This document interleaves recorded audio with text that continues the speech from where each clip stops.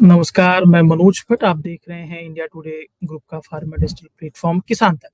Soybean पर घमासान मचा हुआ है। मध्य प्रदेश में इन दिनों सोयाबीन पर घमासान जारी है और इस बीच केंद्र सरकार ने एक बड़ा फैसला लिया है। महाराष्ट्र, कर्नाटका, तेलंगाना में एमएसपी पर सोयाबीन खरीदने का ऐलान किया है। मध्य प्रदेश और राजस्थान में कब ये ऐलान होगा, क्या संभावनाएं बनती है, तमाम पहलुओं पर विस्तार से बात करेंगे।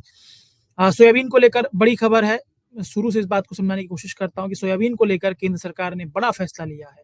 ये बड़ा फैसला तब हुआ है जब देश में सोयाबीन के गिरते दामों को लेकर देश भर में घमासान मचा हुआ है। मसलन बीते रोज ही मध्य प्रदेश के अशोकनगर में किसानों ने सोयाबीन की अर्थी निकालकर गिरते दामों पर मातम मनाया था। हालांकि इसी बीच मध्य प्रदेश सोयाबीन उत्पादन में देश में नंबर 1 की पोजीशन कब्जाने में कामयाब हुआ है। सोयाबीन पर घमासान से जुड़ी इस लंबी भूमिका के बाद सोयाबीन पर हुए फैसले की बात करते हैं। असल में केंद्र सरकार ने महाराष्ट्र, कर्नाटका, तेलंगाना में पीएसएस या मूल्य समर्थन योजना पर सोयाबीन की खरीद करने का ऐलान किया है। इससे एमएसपी पर सोयाबीन की खरीद सुनिश्चित हो सकेगी।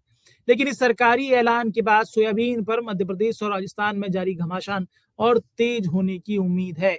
मसलन महाराष्ट्र, कर्नाटका और तेलंगाना में सोयाबीन के दाम बढ़ाने के प्लान का सरकार ने ऐलान किया है। लेकिन सवाल यह है कि मध्य प्रदेश और राजस्थान में सोयाबीन के गिरते दामों का समाधान क्या होगा। इसको लेकर किसान चिंतित हैं। आज की बात इसी पर जानेंगे कि सोयाबीन पर जारी घमासान की पूरी कहानी क्या है, सोयाबीन उत्पादन में महाराष्ट्र, मध्य प्रदेश, राजस्थान, कर्नाटक की हिस्सेदारी क्या है। साथ ही समझेंगे कि महाराष्ट्र में सोयाबीन की पीएसएस पर खरीद का मतलब क्या है। मध्य प्रदेश और राजस्थान के सोयाबीन किसानों के लिए कब और क्या ऐलान संभव हो सकता है, इस पर विस्तार से बात करते हैं। सबसे पहले सोयाबीन उत्पादन में महाराष्ट्र, मध्य प्रदेश की हिस्सेदारी पर बात कर लेते हैं। सोयाबीन उत्पादन में नंबर 1 की खिताब को लेकर महाराष्ट्र और मध्य प्रदेश में संघर्ष होता रहता है। कुल जमा ताजे आंकड़ों से समझें तो मध्य प्रदेश ने महाराष्ट्र को पछाड़कर सोया प्रदेश की खिताब पर कब्जा किया है। कृषि मंत्रालय की तरफ से बीते रोज जारी आंकड़ों के अनुसार 5.47 मिलियन टन सोयाबीन उत्पादन के साथ मध्य प्रदेश पहले नंबर पर है, जिसकी कुल उत्पादन में हिस्सेदारी 41.92% है।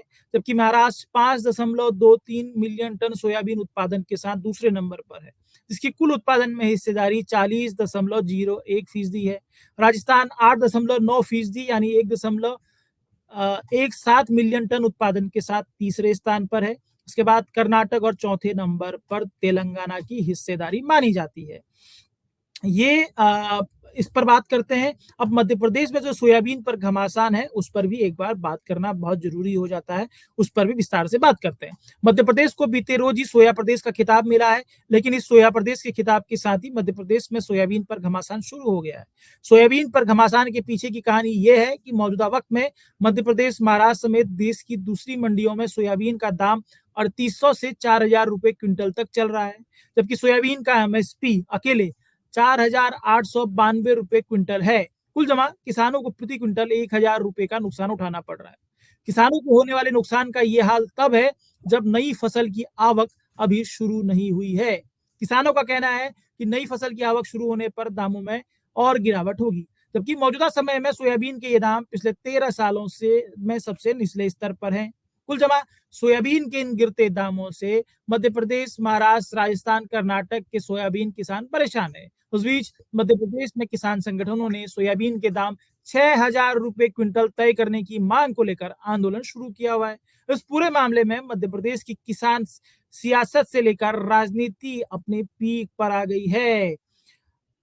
अब बात करते हैं कि महाराष्ट्र, कर्नाटक और तेलंगाना में पीएसएस से जो खरीद हुई है उस पर। मध्य प्रदेश में सोयाबीन पर घमासान जारी है। इस बीच केंद्रीय कृषि और किसान कल्याण मंत्रालय ने महाराष्ट्र, कर्नाटक और तेलंगाना में सोयाबीन की खरीद पीएसएस के तहत करने की है,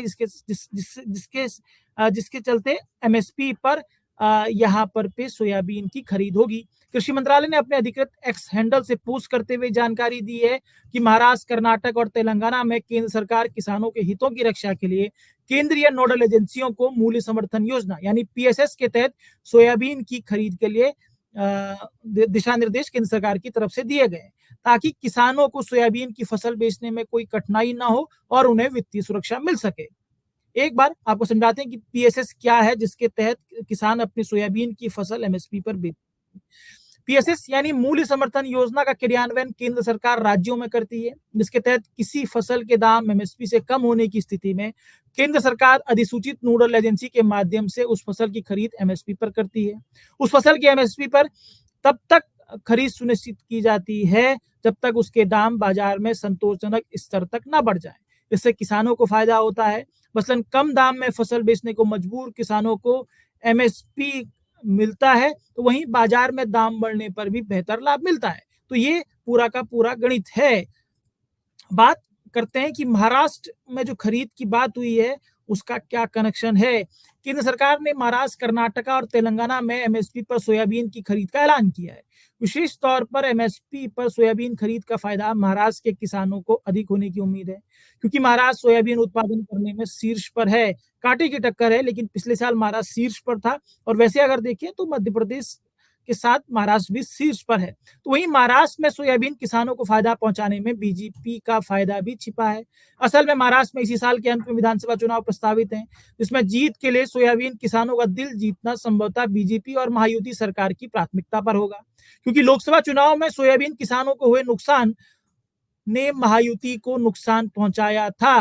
लोकसभा चुनाव परिणाम के बाद उप मुख्यमंत्री देवेंद्र फडणवीस कह चुके हैं कि सोयाबीन किसानों की नुकसान की भरपाई भावांतर योजना से न कर पाने से महायुति को चुनाव में नुकसान उठाना पड़ा था।